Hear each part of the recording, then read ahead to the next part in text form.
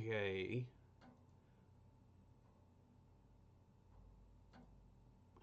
All right, ladies and gentlemen, I'm Buns the Radio Retrofuture, and today we have a bit of an impromptu stream because we got confused about our time zones. But here I am with Tinglesmith. Good day, sir.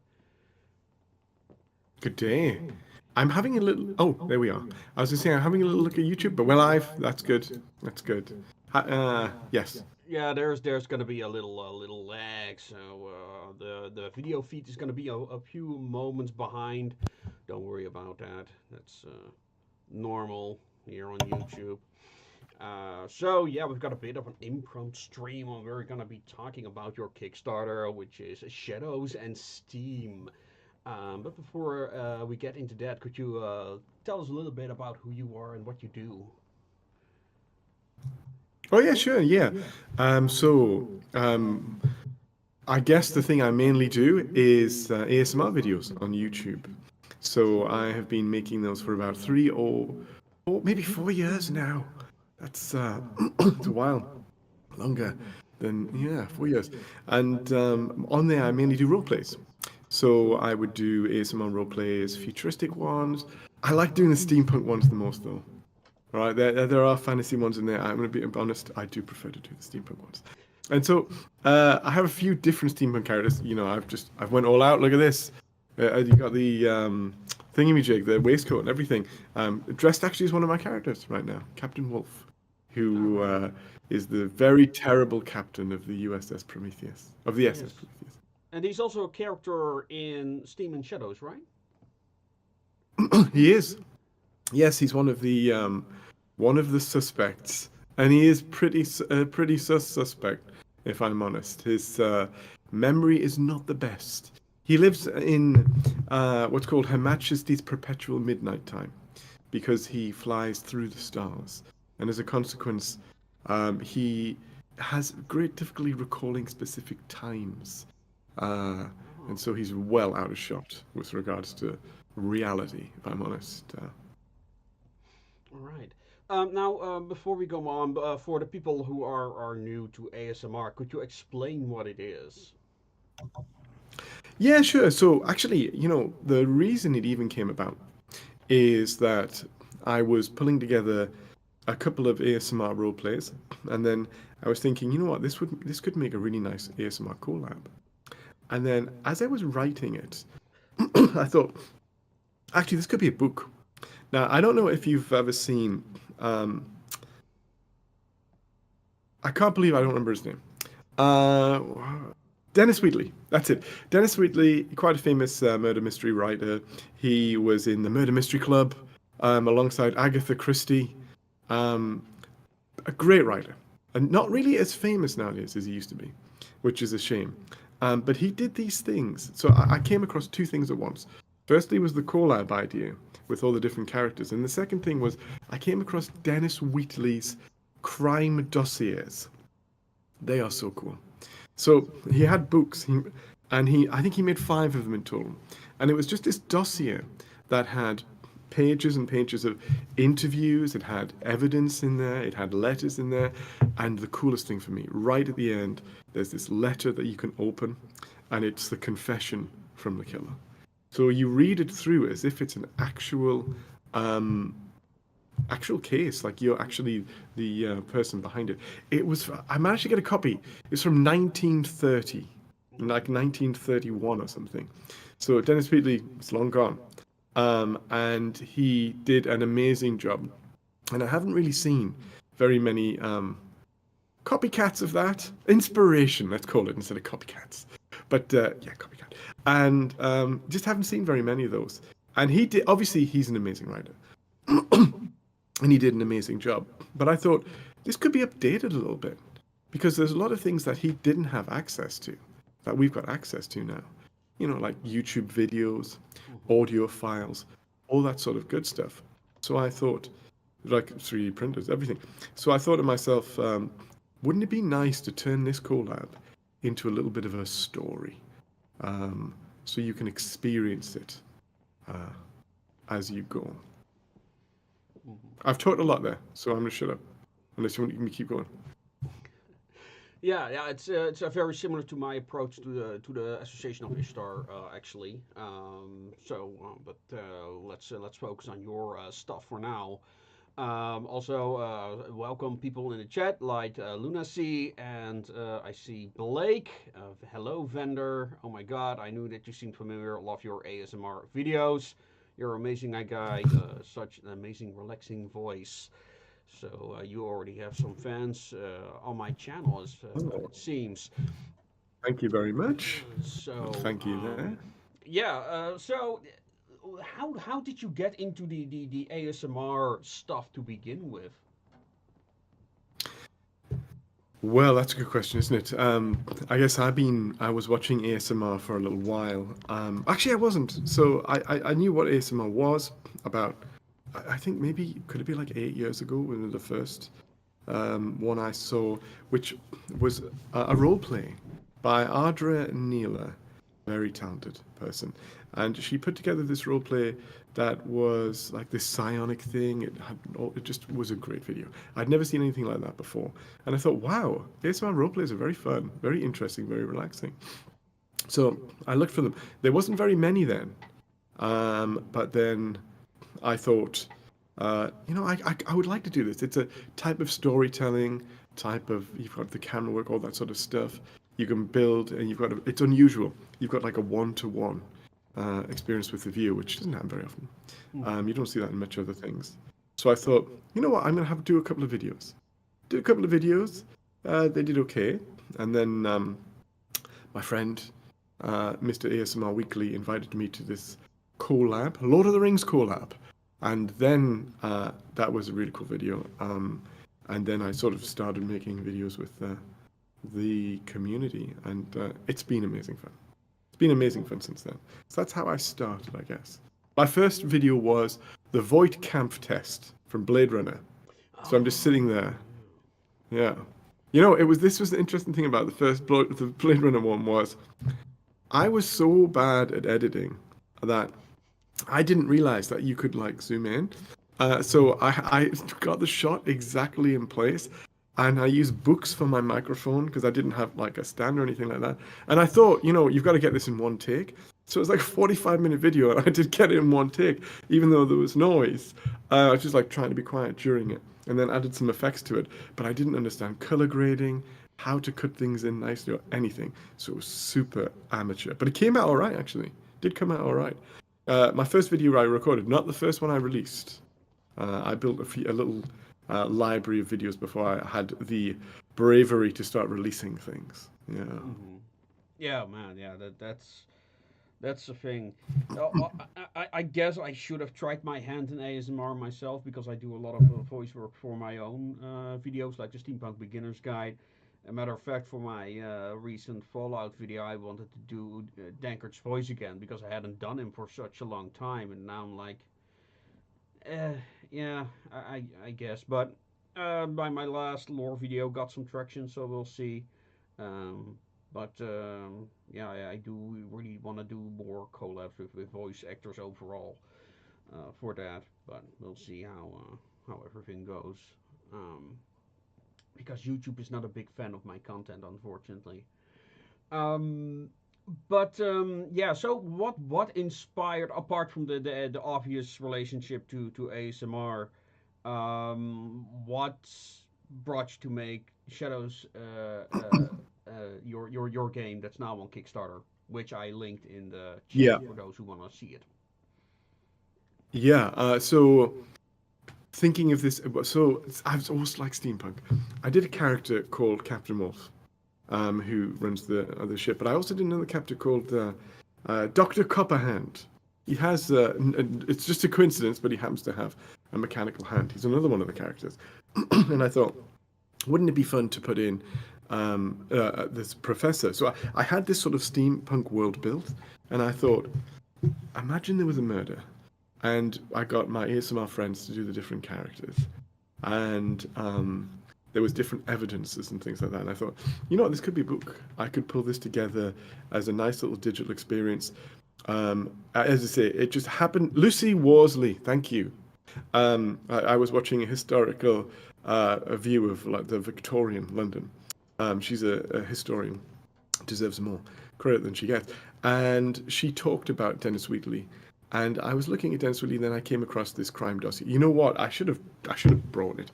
If I'd had it here, I could have shown you it. It's so cool. But anyway, and then I thought, wow, that could come together really nice. And it's good what he has, but again, he didn't have certain tech. So I thought I'll pull this book together and I'll have interview statements for the different characters, and then they'll come across a letter, and it's from Lord Harkin, the guy who got murdered. Not, he doesn't deserve any sympathy. Not a very nice man. Anyway, hard to be a nice man when you're incredibly rich like he is. So you see his letter, something about the will. You find a burnt letter, or you might find a ransom note. You've got the pencil thing that's scrubbing across. You're getting memos from the police department. And then there are personal statements and things like that in there. And I thought, how cool would it be to get some of my friends to record some of these statements, which wouldn't be possible. So you can scan or you can click a link and you can get an old-fashioned record player would play. And then I've got like some of the best ASMR artists, role-play ASMR artists of our time. So we have Whispers Audio, Amy Kay. We've got Literature Whispers on there. We actually have the gentleman who played, if anybody watches Blackadder, the person who played Pitt the Younger is doing one of the things. And we've also got, question? Or No, no, no, we've no. I also, was trying to remember who that was again. Pit the Younger. yeah, he's got a great voice. It works so well for it. It really does. And yeah, it's, yeah. So building those voices in had been really fun. It was really nice of my friends to pull that together, actually. They did this for me for a favor. And I thought, this is a really nice interactive format for people to go through. It is a little bit like a book. You're not going to necessarily make decisions. You're going to make notes and you're going to try to solve it. Like I've sent it to quite a few people and they're like, oh yeah, I'm making notes and solving it. And I thought of it as like, this just be a digital experience. But now I put together a luxury experience, a collector's experience, where you have, and I didn't expect any of them to sell actually, but you have like the wax sealed envelope, and you've got the pieces of evidence, you've got the memos, and you can go through it. And there's like nice little bonuses, like cards from. That's very cute, that little thing there. Cards from the like baseball cards, all that sort of stuff, and you've got the memos coming from the police and stuff. So that's pretty much where it stemmed from. Yeah. All right. So is it a single player experience or something that you do together? Yeah. So yeah, I mean, I would say it's single. So you play the detective, although you could sort of read it together. I guess it's um, I think it may be more of a single, like relaxed, slower experience. Couple of hours, I would say it takes. You can pick it up and put it back down. It is a bit like a book. And then listening to the recording. I think it's about an hour's worth of footage and audio recordings in the old styles. And then there's a few interviews and things like that to go through. Hmm. All right. And is this your first project of this kind?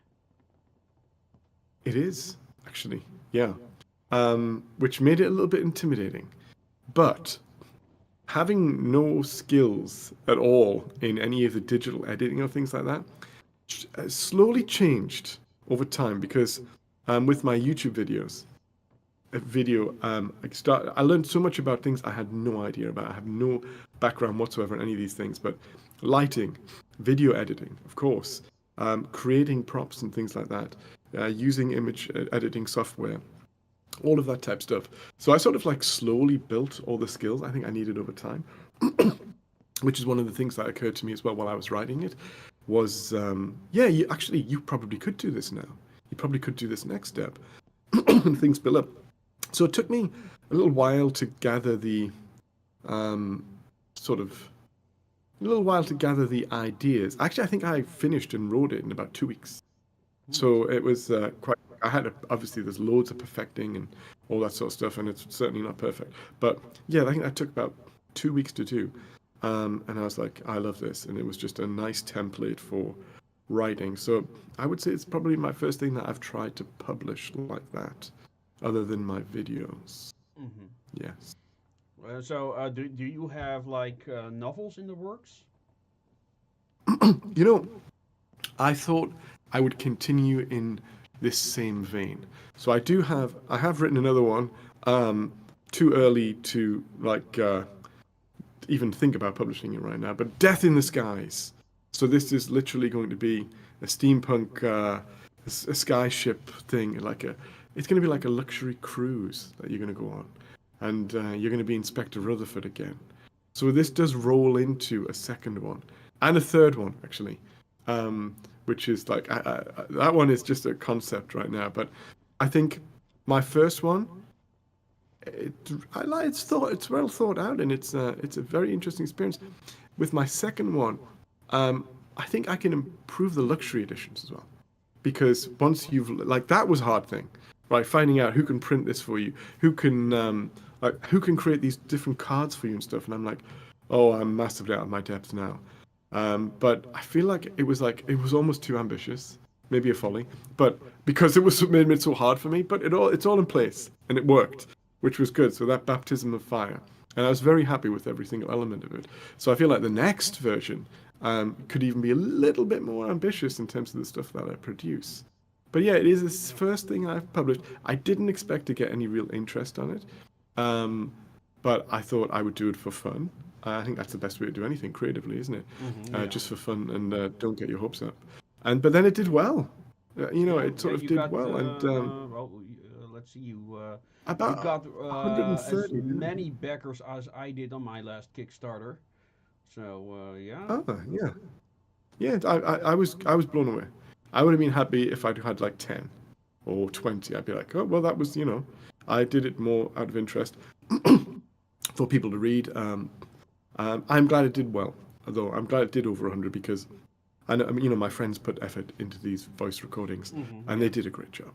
So have their work seen a little bit is key to me as well. So that was nice, for the guys to pull that together. Yeah, I enjoyed it. I don't think it's going to be my last. As I say, one of them's already written. Unless everybody's like, you know what, I hate this, then maybe there'll not be a second one. It's written, but if people hate it, then fair enough. I'll not waste your time, guys. But if it is okay and people enjoy it, then the second one is certainly ready to go. It needs to be voiced and things like that. Hmm. But yeah, certainly that will be ready to go. It actually has sparked different types of creativity as well. So a friend of mine, we're working together as well on some Dungeons and Dragons quests. D&D apparently they call it.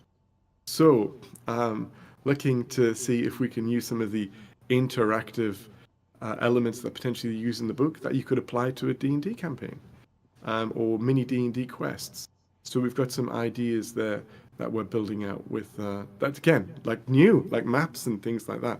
And I'd love to be able to kickstart this as well, with the voice files and the video sound experiences. One of the things in the newer ones will be sound experiences. A friend of mine, ASMR Whitney, is the best person ever at making sound ambiences. And I thought we could put some of those things in there as well to really build an immersive experience. To me, it all comes down to this immersive world building, I think. How do you build something that you actually feel like you're there?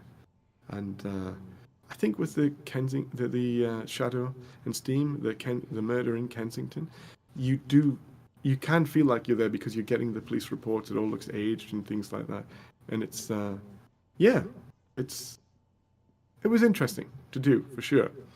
And I would love to talk more and more about that D&D stuff. It's still very much in its early days, but that's so fascinating. Again, it's this interaction. Novels are great; they are really cool, and I'm amazed by people who can do that. But having that interaction thing, I guess, I don't think I could write like novels. I don't think I ever have the skills to be able to do such cool stuff like that. But the interactive stuff, because of the ASMR, because of like playing certain games and stuff, it's something I'm more familiar with and something I can do. That world building is just such the fun part of it for me. Hmm. Yeah. Not sure I answered your question there. I can't Yeah. because I just For rambled. Well, before let's go to a question from Blake in the chat. What brought you to steampunk? Was it something you discovered or something you always liked? And in extension of that, let me ask you also, like, kind of like what inspired? What is your world about? Let's put it that way. hmm So, I remember someone steampunk. Let's go. Let's start with steampunk. So, I lived in London for a while.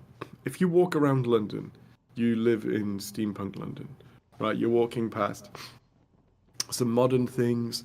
You're walking past um, ancient things. SPQR, Senate Public of Rome. It's just there on the ground. You're looking at Old Threadneedle Street. You can see the Tower of London, and it's just like it's inspiring to see that. And I know, like during the 1850s and 80s, there was a lot of cool stuff across the entire Europe, right? So, but it's just London. It's just something I was familiar with, and it just really appeals. You know, this idea of what would have happened if we actually did get all that cool technology. I mean, just the whole aesthetic. I look at your chair, and I've got such chair envy, by the way. That wing back, like this is like that's like to me that's like super steampunk. It just all looks cool. You get to wear one of these. You get to wear like the waistcoat as well. Your waistcoat looks so cool, and pocket watches. Well, this It's is just a how I different dress time. normally, by the way. So. Oh, perfect. I love it. I love it. Absolutely. This is not, if I'm honest, how I dress normally. Sometimes. I wish I could do that more, but sometimes. But yeah, so it's just such a cool thing. I probably played steampunk games when I was younger. There's like really amazing steampunk board games, like the Smog, the world of Smog, Yeah, on Her I Majesty's own it. I service. participate in the Kickstarter. I was kind of disappointed by it, though. I have to say, but Oh yeah, really? I'm curious. Why yeah, was the? yeah. Well, the problem is that you really have to play it with experienced players, and then it was kind of like hard for my friends to get into, so we really never Ah, really developed it. And also the expansions, like some of them, we didn't understand the rules, the special rules that they had. Like one of them introduces poison damage. Like, how does it work exactly? We could not get an answer to that. Even online, we could not find an answer to how poison damage was supposed to work. So, I have this terrible habit of buying games that I never play. I know that, mm-hmm. and I just look at them and I'm like, oh my God, look at the little miniatures on here. Look at the aesthetic, and I'm looking at the like stuff, and then I'm like, this is a beautiful game. This is one of my favorite games that I'll never play.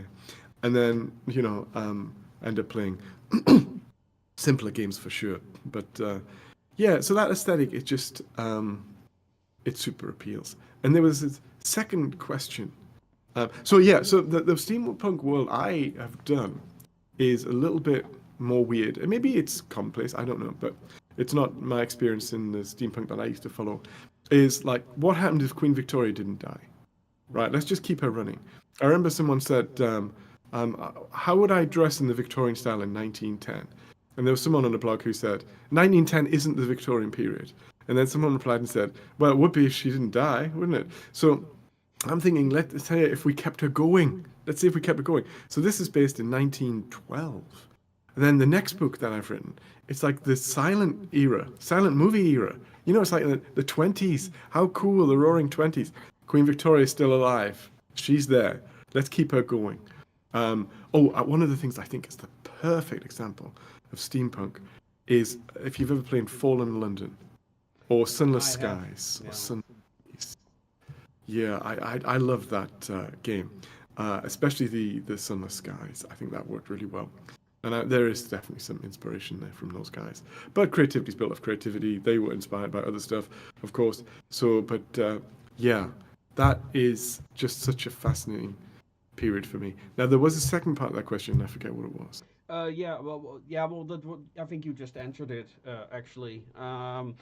Unless it's just the first one, like, well, what brought you into steampunk? You basically focused on the aesthetics.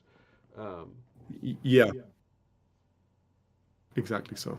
Yeah, I think the that I think that's the main draw, right? I did know a little bit about Victorian London in general. You know, I'm quite interested in things like the poetry of Swinburne, or you know, the Bronte sisters, wind-swept Yorkshire moors. They went to London as well, and but like I've read all the letters and the highfalutin language of it. You know, like it's important how you sign off.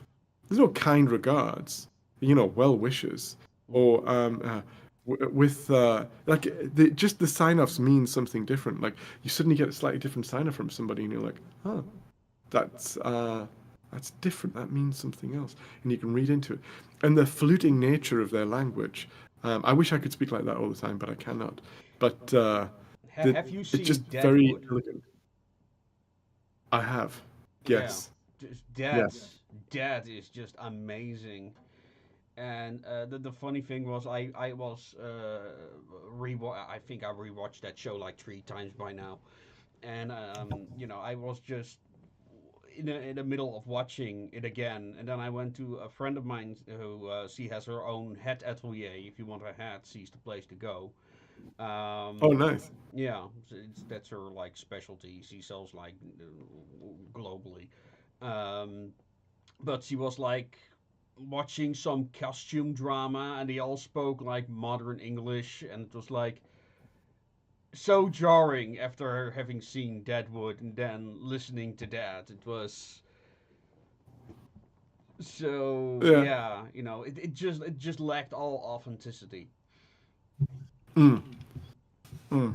Which can really pull you out of it for sure. Yeah, yeah, and well, I mean that's another problem that a lot of people have with the Dutch language because it's so anglicized. And there was this movie about Michiel de Ruiter. He's probably one of our biggest national heroes. Defeated the English Navy like very decisively at several battles with minimal losses. Raided the Medway, as they call it. He took the English flagship, captured Royal Charles from its own harbor in the middle of London. Um, yeah, and yeah, and they made this movie about him. Well, the Dutch don't really make that high budget movies, so that's already a problem. But we do have some replica ships from that era, so that helped. I think one of Mm. them is actually his flagship, but I'm not sure. Um, but yeah, but then they have like all these English words included, because modern Dutch it has a lot of anglicized words in there. So you're kind of listening to people who are already talking modern Dutch, and then you have them like also say mention English words. It's like, oh my god, Mm. It does draw you out a little bit for sure. yeah. Um, Not that problem in London, so that's good. Well, even then, you still no one's speaking in the same style as they used to. Not that cool style. I mean, you can't idolize Victorian London because there were a lot of problems during that time. But that's why steampunk London. Maybe there weren't problems. Maybe there was more liberation and all that sort of stuff. There wasn't. But yeah, there's a grittiness as well. So with the steampunk, you've also comes the what's the word for it? Like the basically the grime and Mhm. the grit behind things, so that darkness to it as well. So it can be lighthearted and funny 1 minute, and the next minute it's grunge and not so funny. Yeah. So I No, think that actually bends in to murder mystery.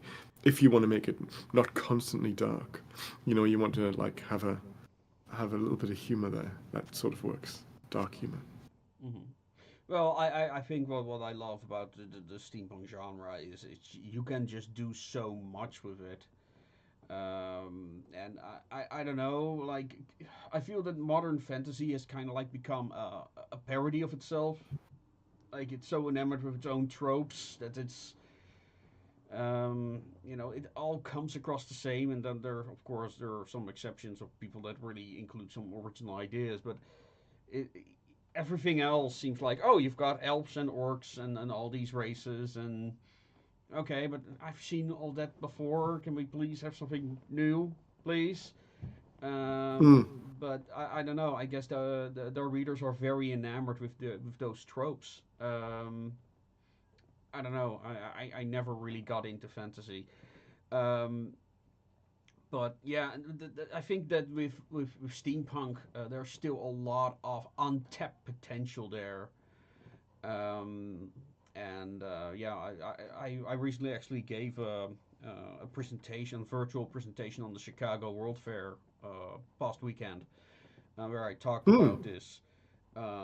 That there was so much potential in steampunk, but we're not having the conversation. Like, what apart from your own stuff, what is your ideal steampunk movie or franchise?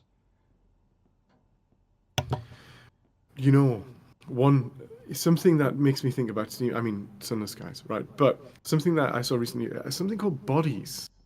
It was this show, Hmm. um, and I it have not seen included that, but steampunk. I have Yeah, not seen that, but I know it exists. Would need to yeah. look at it. Well, It's good. So the concept behind it is somebody is killed, an identical body appears on four different periods of time. oh, One of them is like 1940s War Britain, and one of them is the steampunk. So well, it's not really steampunk, but it's like London. I guess it is steampunk because this guy he understands parts of the future, and of hmm. course you've got like that cyberpunk thing in there as well. So it blended four things like beautifully. I think that's very creative actually. Yeah, So that I does really did sound like very that. interesting. Yeah, I'm not much of a time. I don't have much interest in time travel myself, but that does sound something interesting. Um, Mm, unique. well, I still need to make this video, but I would love to see something in the style of Arcane. That for me would be amazing. Are you familiar with that series? Oh, you cut out a little bit there. Something in the style of what? Arcane. Arcane. Oh yes, of course. Yes, that was brilliant. Loved that. Every one of my friends did an Arcane roleplay, and they were Oh, really? brilliant. Yeah. So you know the ASMR community, you'll see all of that cool stuff on there. Uh, I mean, sometimes I see the roleplay and I'm like, "What's this? I'm gonna check it out." And so the roleplay comes first, and then the show comes second for me. Um, and that is quite cool because when people are creating that, obviously the series is done, and I don't have to wait weekly to get stuff. I can just binge watch two series in a row. But yeah, Arcane was super cool, wasn't it? Yeah. They said they are gonna do a second season this year, so really looking Oh, forward to it. nice. Yeah, so I'll very definitely be watching curious. I that. still need to. I started writing the review on it because it's very interesting where they took all their inspiration from. And I'm rewatching it right now in black and white, which, as far as I'm concerned, is Oh, nice. superior. But well, they use German expressionism a lot, and Mm. that style was originally designed for black and white. And there are so many Mm. scenes that I was watching in color, and it's like it doesn't work, but in black and white it does work. So yeah, I wish Interesting. they took that additional little courage and made it black and white. I think that would have been far better. You see all the You details know, much when I was better. much younger, I did watch some things in black and white because you had black and white TVs in England and you Oh, had color TVs. And the black and white TV license was half the price of the color really? TVs. Okay. Some of the places I worked when I was quite young, like I didn't work there, but there were people who worked there and they would have black and white TVs in like different offices and stuff. So I have seen a couple of things in black and white. Quite fun. Watch snooker in black and white. Have you ever seen snooker? The commentary by like if for those who are watching in black and white, the pink ball is the one that's next to the green, which is sort of doesn't make sense, but quite funny. But I have watched black and white stuff, and it is different for sure. I mean, can you watch film noir that isn't in black and white? It just feels like you definitely Um, can. Blade Runner. I mean, goodness gracious, that was perfect. Um, one of got to be my favorite movie, Blade Runner. Yeah, Um, I mean, I don't so much noir. I mean, some of my favorite movies are noir movies, like Third Man and The Great Combo, which big inspiration for me. Um, mm, but yeah, I really should do a separate. I made an introduction actually to German expressionism and film, and how that influenced noir. Because what noir is basically a detective shot as a horror movie. Mm. That's Mm. basically aesthetic of noir, and it's amazing. Yeah, that's all from taken from German cinema essentially, and I Mm. love it.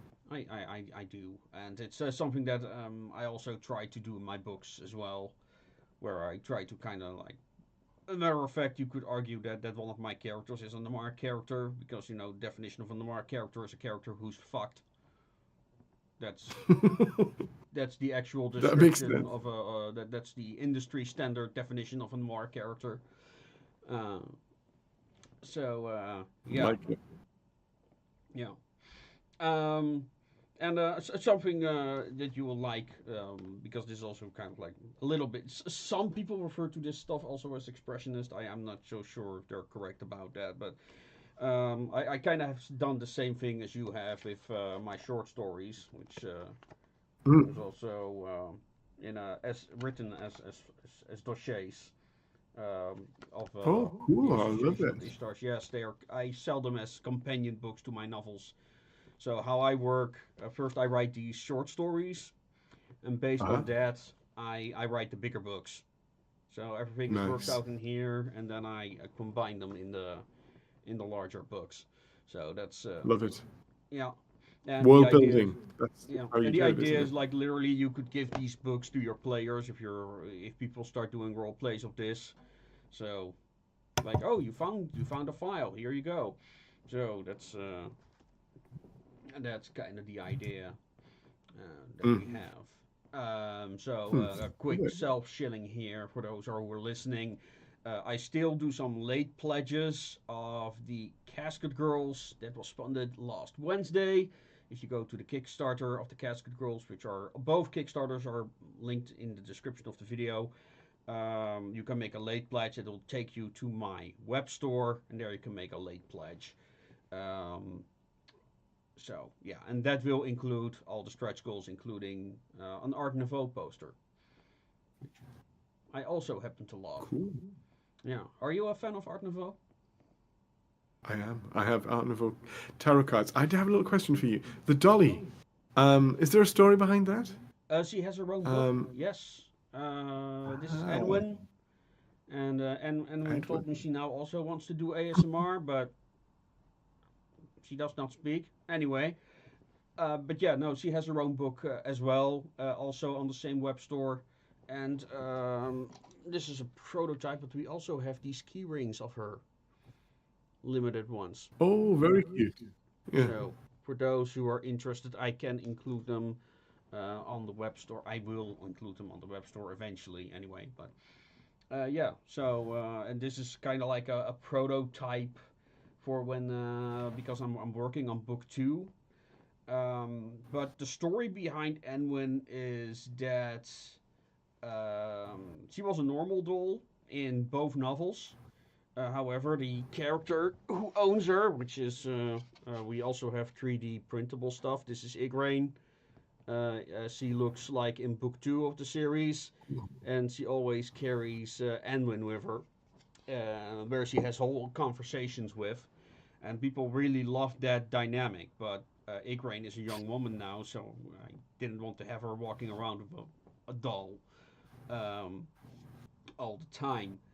So I started writing several short stories where Edwin has come alive, and people love them so much that yeah, she now has her own her own novella that kind of explores what it's like to live with a living doll. And yeah, the second book continues those themes. Mm, So yeah, nice. Yeah, I really like that. Again, it's just that world building out, isn't it?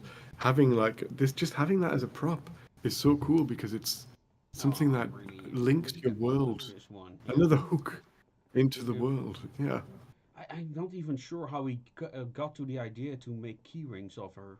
Now I think about it, but they are adorable. Like you can never walk, hold it.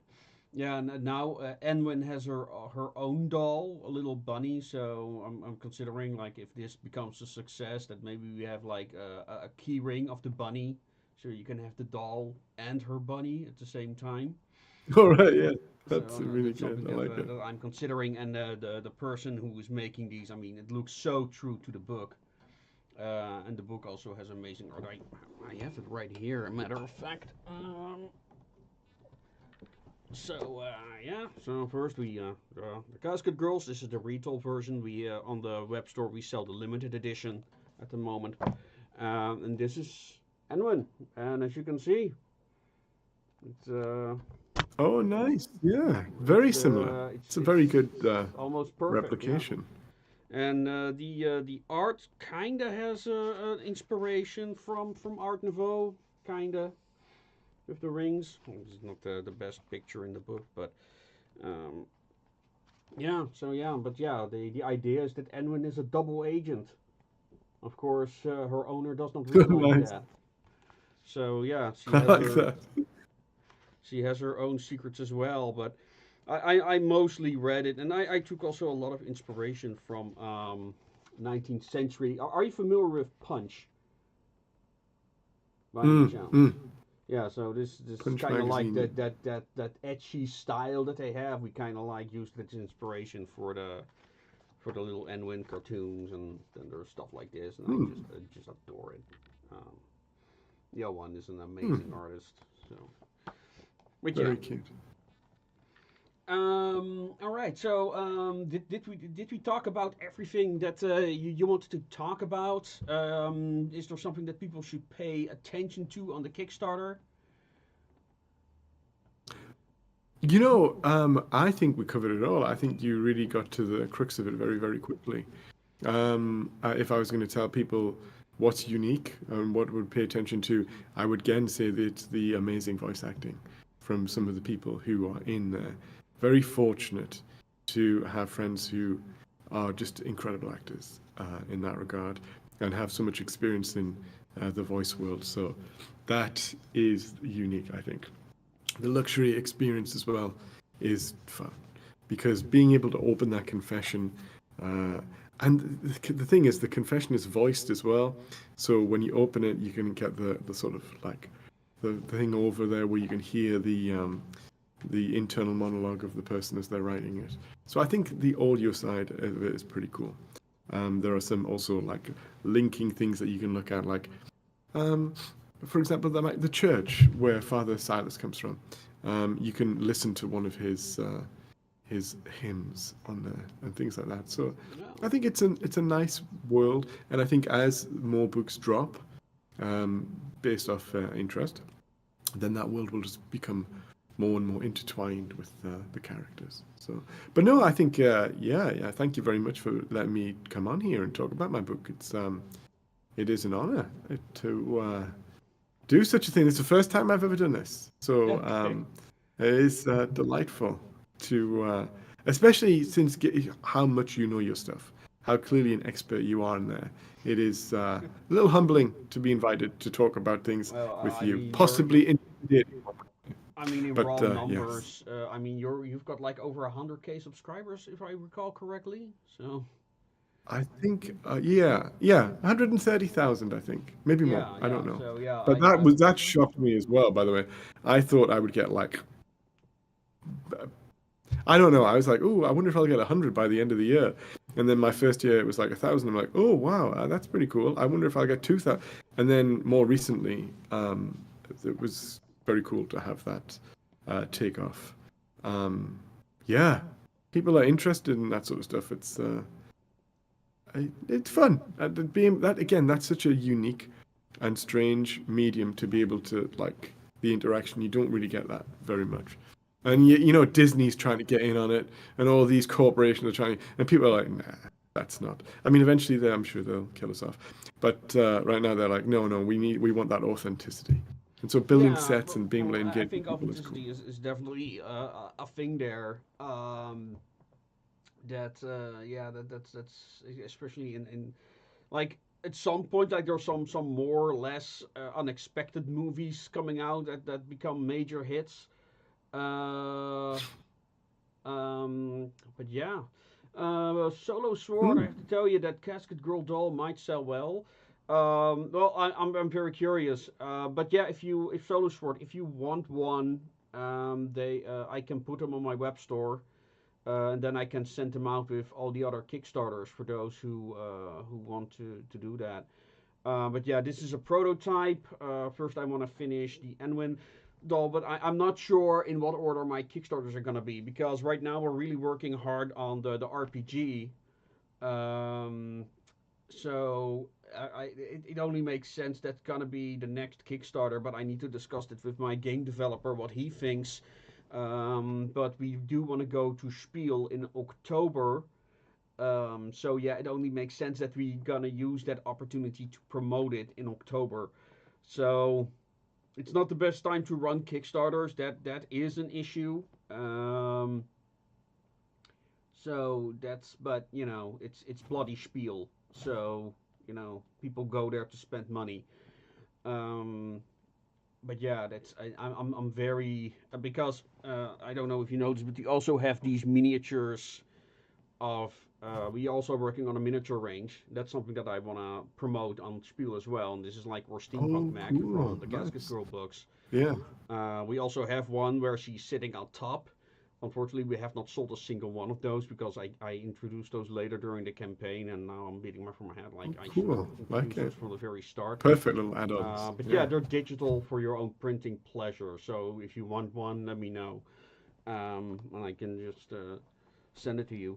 Um, but yeah, we've got a lot of miniatures coming up soon. So that's gonna happen. They're nearly done. My miniature developer is nearly done. We've got some of the art already done. So yeah, we hope to have like a finished role-playing system by September. So Nice. yeah, so that's gonna be exciting because like you were winging it.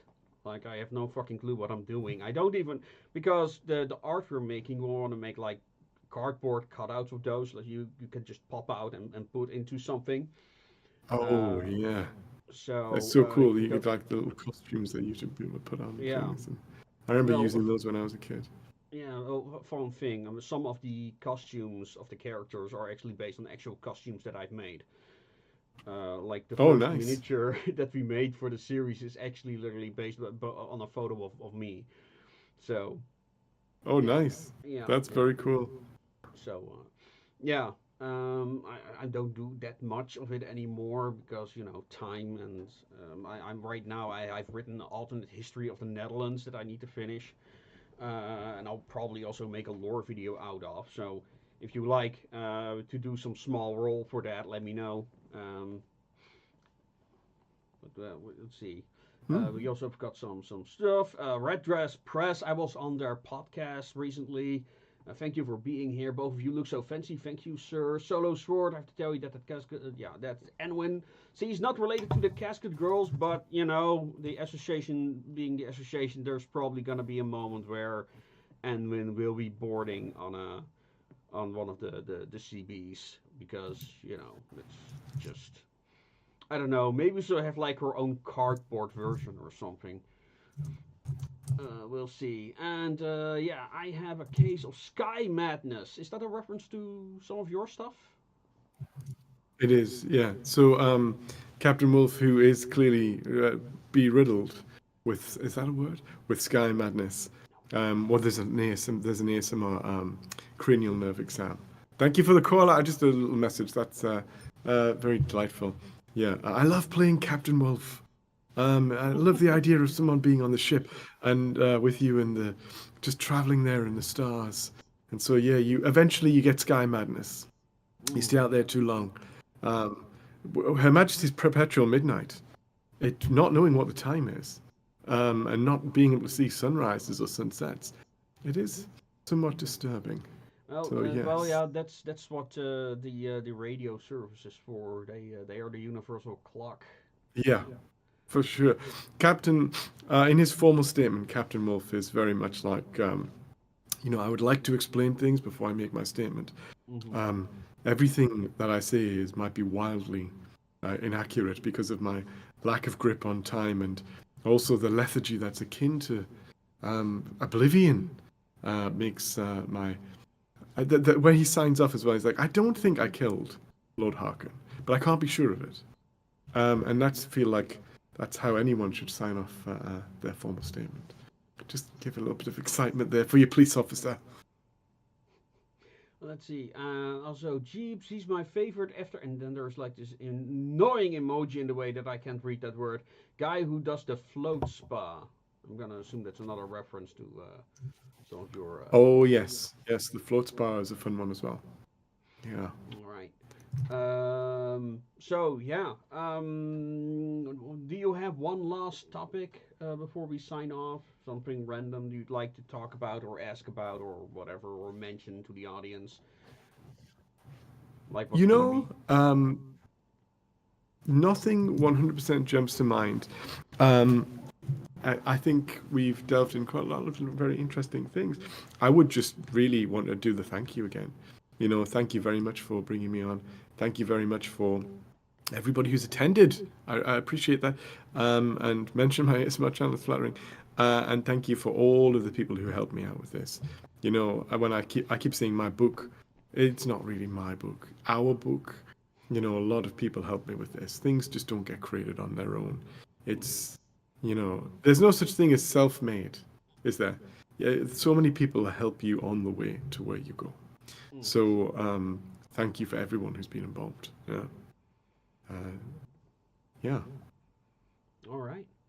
No, then I have some self shilling to do, folks. Like I said, go look at the Kickstarter.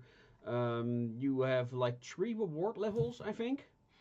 So like €9, $9. You know, go get something. Also, I'm gonna share some of my own stuff because too few people know about it. But I post my short stories on, well, Ream Stories, where people can also support me and get like things like previews and all that type of awesome stuff. And Ream is now working on Kickstarter integration, meaning that people who Nice. support me on there get discounts on Kickstarter. How this exactly is going to work, I don't know yet. It's something that they are working on. The interesting thing about Ream Stories is that this is made by people who are not only writers themselves, they are very innovative in the self-publishing industry. Like they're, yeah, you know, this is one of those things that I followed one Russell Nolte. He's like one of the big experts on crowdfunding at the moment, and yeah, they do all these seminars and everything, and they have like all these amazing guests on their seminars. And is it Mark Evans?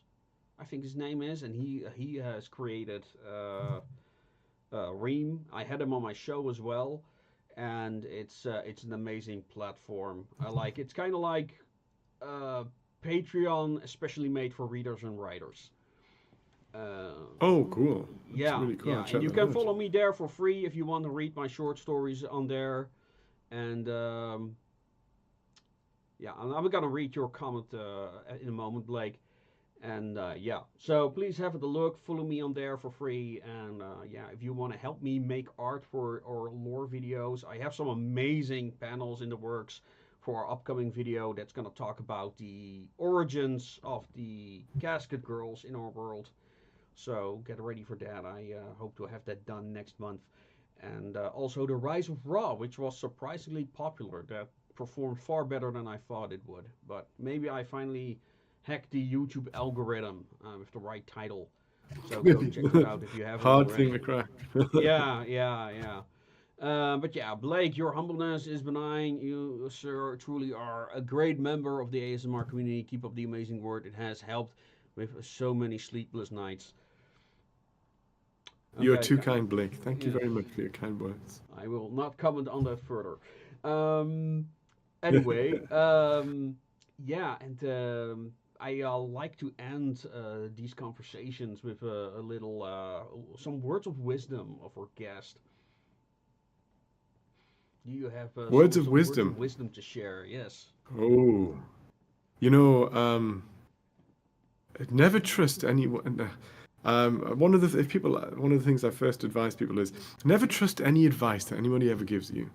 People like to come across as a mentor. They like to think that their experience is to be shared. So unless you agree with it, don't take it too much to heart, um, including this that I've just said.